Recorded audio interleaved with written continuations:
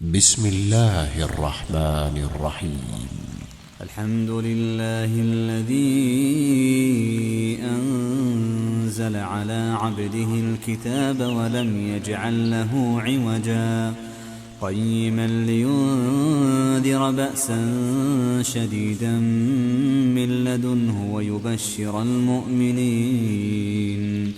ويبشر المؤمنين الذين يعملون الصالحات أن لهم أجرا حسنا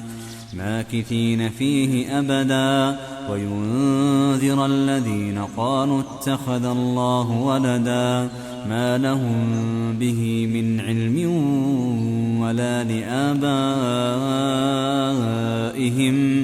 كبرت كلمة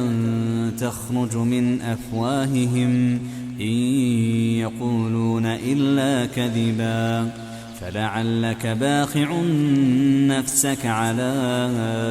آثارهم إن لم يؤمنوا بهذا الحديث أسفا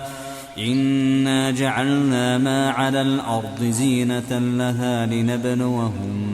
لنبلوهم أيهم أحسن عملا وإنا لجاعلون ما عليها صعيدا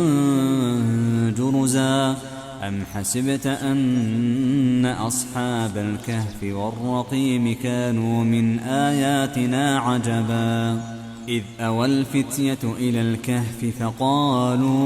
فقالوا ربنا آتنا من لدنك رحمة وهيئ لنا من أمرنا رشدا